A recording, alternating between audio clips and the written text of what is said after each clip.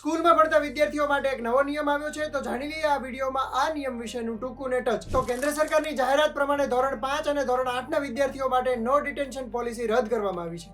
એટલે કે ધોરણ 5 અને 8ના વિદ્યાર્થીઓ વાર્ષિક પરીક્ષામાં નાપાસ થાય તો ત્યાર પછીથી એમને 2 મહિનાની અંદર ફરીથી પરીક્ષા આપવી પડશે. અને જો આ પરીક્ષામાં પણ તેઓ નાપાસ થાય તો પછી એમને આગળના વર્ષોમાં એટલે કે ધોરણ 6 અને ધોરણ 9માં પ્રમોટ કરવામાં નહીં આવે, એમને ફરીથી એ જ વર્ષમાં ભણવું પડશે. જોકે કેન્દ્ર સરકારે સ્પષ્ટતા કરી છે કે ધોરણ 8 સુધીમાં કોઈ પણ વિદ્યાર્થીને સ્કૂલમાંથી કાઢી મૂકવામાં નહીં આવે, એટલે કે આ વિદ્યાર્થીને સસ્પેન્ડ નહીં કરી શકાય. પરંતુ જે વિદ્યાર્થીઓ આ રીતે ફેલ થાય એમના ઉપર સ્કૂલે અને શિક્ષકોએ વધારે ધ્યાન આપવું પડશે અને એમના શિક્ષણનું સ્તર સુધરે એવા પ્રયાસ કરવા પડશે. આ નિયમ કેન્દ્ર સરકાર સંચાલિત 3000 જેટલી શાળાઓમાં લાગુ પડશે, જેમાં કેન્દ્રીય વિદ્યાલયનો સમાવેશ થાય છે, જવાહર નવોદય વિદ્યાલયનો અને સૈનિક સ્કૂલ્સનો સમાવેશ થાય છે. મિત્રો, નો ડિટેન્શન પોલિસી એ 2019માં આવેલા રાઇટ ટુ એજ્યુકેશન હેઠળ એવી પોલિસી હતી કે કોઈ વિદ્યાર્થીને એકના એક ધોરણમાં 2 વર્ષ સુધી રાખી શકાય નહીં અને પ્રમોટ કરવામાં આવતા હતા.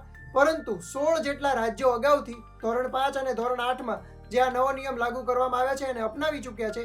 એટલે કે હવેથી આ 2 ધોરણમાં નો ડિટેન્શન પોલિસી લાગુ નહીં પડે અને જે વિદ્યાર્થી વાર્ષિક પરીક્ષામાં 2 વખત નાપાસ થાય એને એ જ વર્ગમાં રહેવું પડશે. 16 રાજ્યો સિવાય 2 કેન્દ્રશાસિત પ્રદેશો પણ નો ડિટેન્શન પોલિસીને નકારી ચૂક્યા છે. શિક્ષણ મંત્રાલયના સચિવ સંજીવ કુમારે આ સુધારા વિશે કહ્યું કે બાળકોના શિક્ષણ પરિણામોમાં સુધારો કરવાના હેતુથી આ નિર્ણય લેવામાં આવ્યો છે. બાળકોની શીખવાની ક્ષમતામાં ઘટાડો રોકવા માટે આ પગલું જરૂરી હતું. તો મિત્રો, તમારું શું માનવું છે? આ નવો નિયમ યોગ્ય છે? એની જરૂરિયાત હતી કે નહીં? અમને કોમેન્ટ કરીને જણાવો અને આ જ પ્રકારના વિડીયો જોવા માટે ગુજરાત સમાચારના ડિજિટલ પ્લેટફોર્મ જોતા રહો.